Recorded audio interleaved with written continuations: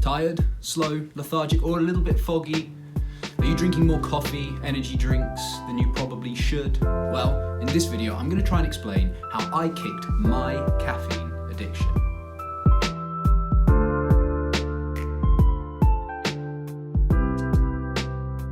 Now, interestingly, I used to have 5+ cups of coffee a day. I started to realize that I was always tired, I could never sleep, and my brain was always in this bizarre fog. Now, it's important to know that I don't want anyone to stop drinking coffee. And as a man who does love his coffee, the experience, the taste, everything to do with it is wonderful, especially the pick-me-up that it can be in the morning. However, my aim is to try and explain how we can slowly dial back the caffeine to make sure that that addiction, that habit slowly fades away. So here is how I kicked my caffeine addiction by some strategic thinking and slowly dialing back the total amount of caffeine per day. So here's how I did it. The first thing that I started to do was to replace coffee with something suitable. Now for me, coffee was all about the ceremony, the process, everything to do with it was wonderful. The taste especially, but knowing that the amount of coffee that I was having was going to be detrimental for various reasons. So what I did was I switched to tea.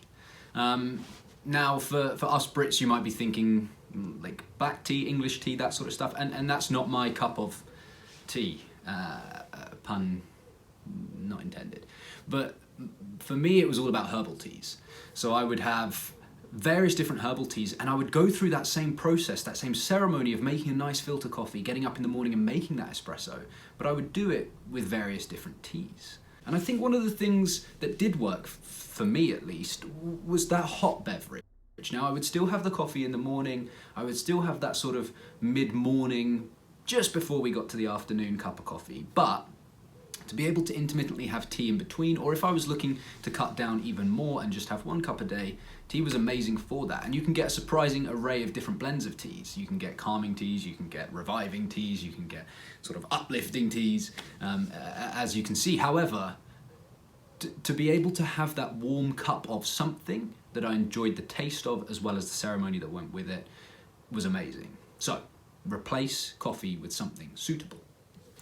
The other thing that I started to do was to drink more water. Now I noticed that when I was very tired, a lot of the time I was just dehydrated, and this is pretty normal for a lot of people as well. So what I would do is I would generally take 1 glass of water and I would chug it. I'd get rid of the water immediately. I'd have the whole thing as quick as I could, and then what I would do is I'd fill up that same cup, that same bottle, that same glass, and then have it with me, sipping on it the whole time. It was really important when I was working as well, to always have a water bottle with me, and I would try and do my own water bottle as opposed to going out and buying it just to save on money. But if you struggle with drinking water, which a lot of people do, a great alternative is squash. If you dilute the water with something really nice and flavoursome, it can make drinking a lot of water, if you're not used to it, very easy. It makes it that little bit more sugary, of course, but the taste is really nice. Okay. One thing that I absolutely do not recommend is going cold turkey. Please don't go cold turkey on caffeine. I did it for a week and it was absolutely hellish. Now I was addicted to coffee, as I say, having 5 cups a day, but my headaches were awful. Every morning I would wake up and it would get to about 10 o'clock, something like that, and all of a sudden this searing headache would appear. I could literally feel my body screaming for caffeine. So don't do it. I noticed that I was more irritable, I was a bit, for want of a better term, I was shitty, honestly. It just wasn't a good look for me, and actually I wasn't sleeping very well either. So keep having your coffee, but limit. Have a 2 a day, something along that line. Now, that links really nicely into the next little tip. Make sure you're smart about your caffeine intake. Now at university, I did a lot of work on things that affect cognitive performance, so that can include caffeine, that can include diet, sleep, exercise, all those sorts of things. So I did a lot of work into caffeine and sort of caffeine intake.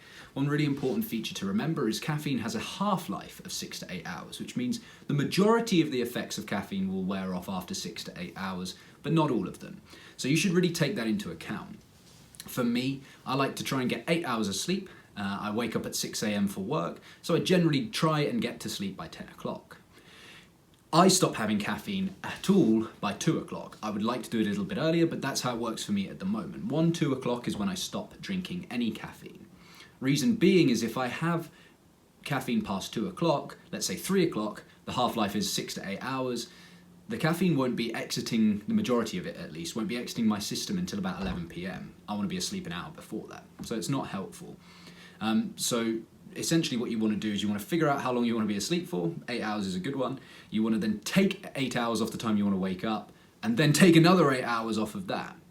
The reason being is that's when you stop having caffeine. The other choice that's really smart about how you drink your caffeine, your coffee, is to limit the amount you have in a day. I have 2, no more. And that can include coffee, or what I do as well is I normally have a coffee in the morning and a pre-workout before I work out as well.